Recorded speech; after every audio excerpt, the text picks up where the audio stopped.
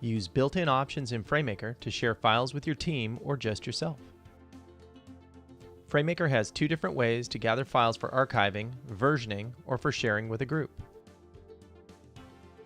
In general, the first method, using the File Package utility, creates a copy of your file along with references and collects them into a zip file. The second method, using the File Dropbox command, creates a duplicate file intended for editing across a network or cloud-based file sharing service.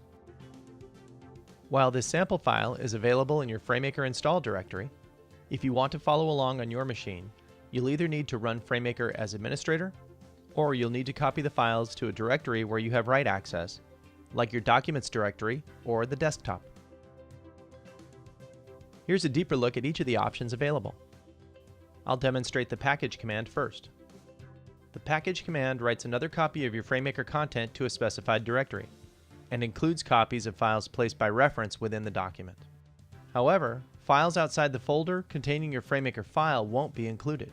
For this reason, you may want to deselect the Create Package even when files are missing option. This way, if files will be excluded, you'll get a message that gives you the file names and the paths. Note that in Settings, you also have the option to expressly exclude certain file types, so set these preferences as needed to optimize the files included in the archive. Click Package to start the process when you're satisfied with the settings.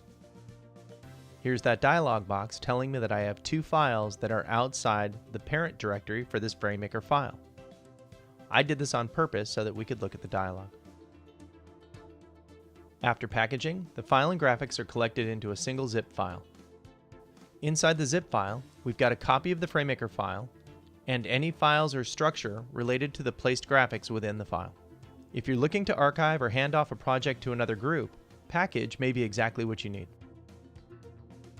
Now for a look at Dropbox. If you're gathering files for internal teams, or for easier telecommuting, you'll likely want to explore FrameMaker's File Dropbox options.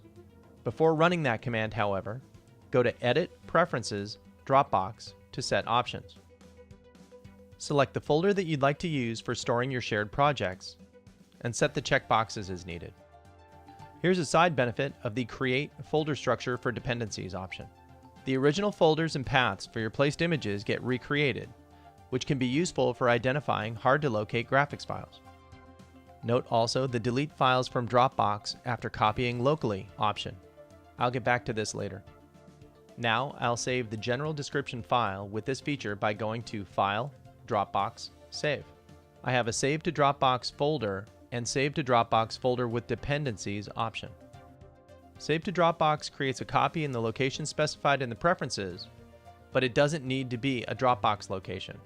So set this for what's most useful for you or your team. Save to Dropbox with Dependencies leverages the preference that I set earlier, so I'll choose that option instead. The Browse for Folder dialog box opens to the location specified in Preferences.